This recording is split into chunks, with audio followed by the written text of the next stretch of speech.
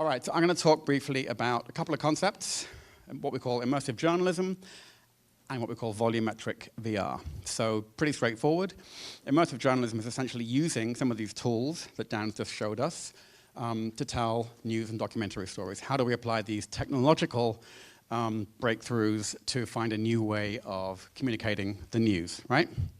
Volumetric VR, most of the clever or funny things I say today are borrowed from Dan, just so you know. So that's volumetric VR. I use that in contrast to 360 video. So 360 video, you essentially have, as he said, the fishbowl on your head. You can see all around you, up and down, but you can't alter your orientation inside the scene.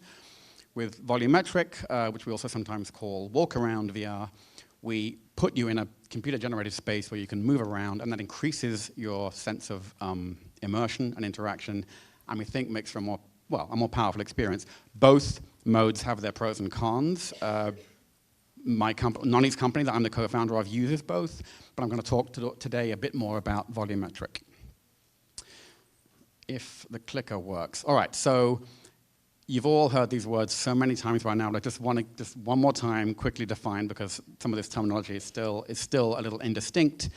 So presence, right? Everything, the whole concept that drives VR is presence, by which we mean, honestly, some input. You get some data input through your eyes and your ears, and it tricks your mind into feeling like you're somewhere else, right?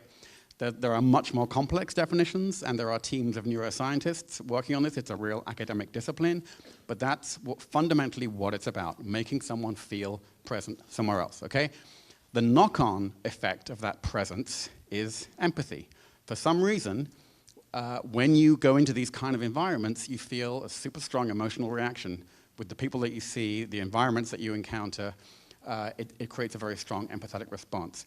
I like, if I'm feeling glib about it, and Noni's never heard me say this, don't ever let me hear her, don't ever tell her I said this. So like, you know when you watch a movie on a plane, and you're more likely to cry because something about the atmosphere, am I the only one who's experienced this? Oh dear, okay, anyway, empathy, that's what empathy's about. Finally, spatial narratives. So, this is a very specific kind of thing that we try to do. You know, we are not advocating for using VR to take over all of the way in which news is communicated, but there are some kinds of stories that can be done in this medium as in no other. And the ones that really shine are stories where the physical dimensions of what happened, okay, the distance between the protagonists, the layout of a space where a crucial event happened is key to understanding the story, right? So if we can put you in that physical space and let you experience it for yourself, we can reach you in a whole other way.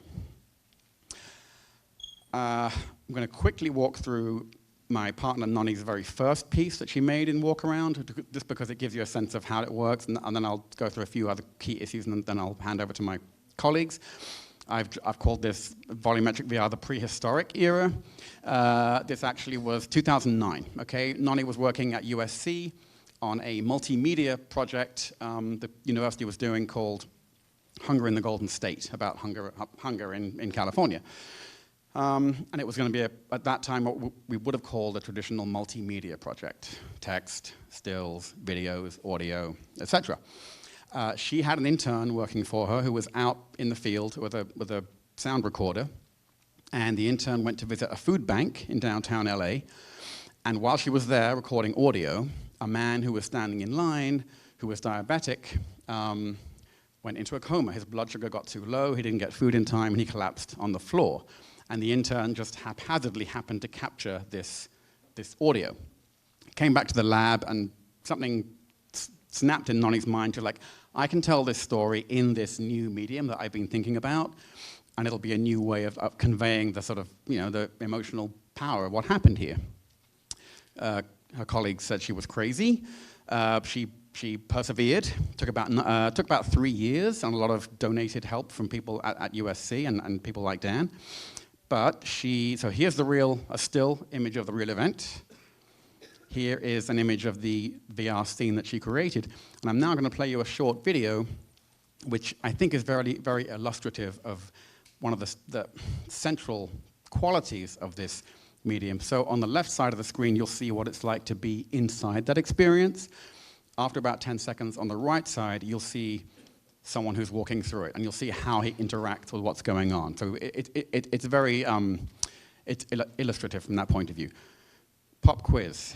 The man who's walking through the experience is an extremely successful, well-known movie director. You don't see his face, but I'm just see if anyone in the audience recognizes him, and I'll ask you afterwards. All right? Yes. There's too many people. There's too many people. Okay. Or somebody just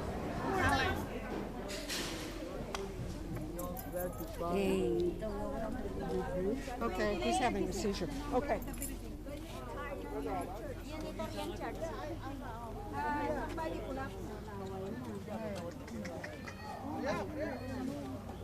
Need help.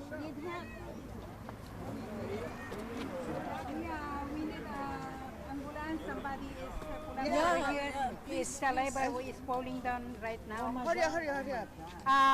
80, the crucis is the crucis is burn 1 and 8, and the Utarian church, the number of the building is 2936. Okay, the church. Oh Lord, help him. it goes on a bit, so. Oops, hang on. Okay, so so you see what's going on there, right? Even though these are not remotely real characters, they look pretty primitive and crude, like crude animations. When he's in there, he is being super careful, like not to walk into people. He's bending down to examine the poor guy on the ground. He's kind of reacting as though he's really there. Oh, did anyone get who it was, by the way? Thank you. Alejandro Gonzalez Iñárritu.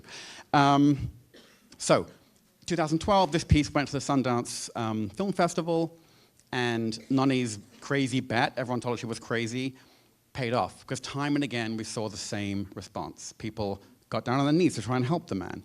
They felt physically present in the space, and many came out like in tears or close to tears. So we, she established a few things, that you can do this, you can use this medium to tell essentially what we would loosely call, a documentary story, that presence really does generate this intense emotional response, and that it being an embodied experience, meaning your ability to actually move your own physical frame around inside the scenario, made it that much more immersive and more powerful. So that's really the foundation on which most of the work that we do is built. We've done a lot since then. I'm not going to go through every one because I don't have a little bit of time, but I'll just quickly cycle through 4 key ones so you'll get an idea of the kinds of topics that we're tackling. Project Syria was a recreation of an explosion in downtown Aleppo made for the World Economic Forum in 2014. We also sent a documentary crew to the border with Iraq to film a refugee camp there and put that into CG. Use of Force was based on an incident also in 2012 when US border guards beat an undocumented immigrant to death at the San Isidro border post, and 2 witnesses captured this on cell phones, so we turned that into an experience so you could sort of be there. One Dark Night recreates the night that Trayvon Martin was shot and killed by George Zimmerman. And Kia, which we made with Al Jazeera America, is a piece about domestic violence in South Carolina. It was also picked up, and we made that as a 360.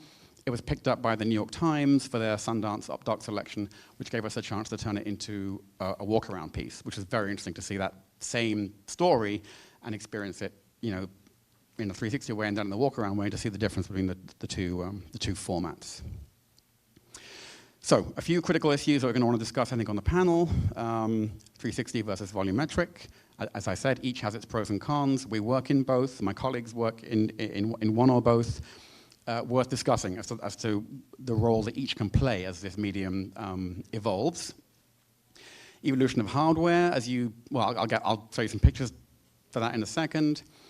The ethics of recreations and simulations. Most of what we do is we take real-life events and as honestly and truthfully as we can, we stitch them back together. We sometimes have to use a little bit of poetic license in order to make the piece work. So where does that fit into a traditional journalistic ethical framework? Is a question that we talk about a lot. And lastly, when the pros and cons discussion is had about 360 video versus VR, one of the points often raised against the volumetric or the walk around is that those characters are so patently unreal. They look like pretty crude video game characters. What's exciting for us right now, what's happening right now, is that such advances are being made in the field of what we call both photogrammetry and videogrammetry, i.e. being able to capture still images of interiors and moving 3D images of real people, that pretty soon we're going to be able to make those kinds of pieces looking as if they were as real as a piece of 360 video. So that's pretty much it. Very quickly, right, this was the hardware we used to have to use. Dan also showed you this. So that's a funny little talking point, because this was another of Nonny's interns at the time. He duct taped this thing together himself for Sundance. He signed the bottom of it. And if you can read it close enough, it says Palmer Luckey. So that's who went on to found Oculus Rift. And there he is again. And the one point I'd like to make, all these 3 headsets that are released this year, that's the Oculus Rift, the HTC Vive, and the Sony PlayStation, which comes out in October, to different degrees, allow you to have a walk-around experience. So this stuff is not so very far away. It's kind of happening right now.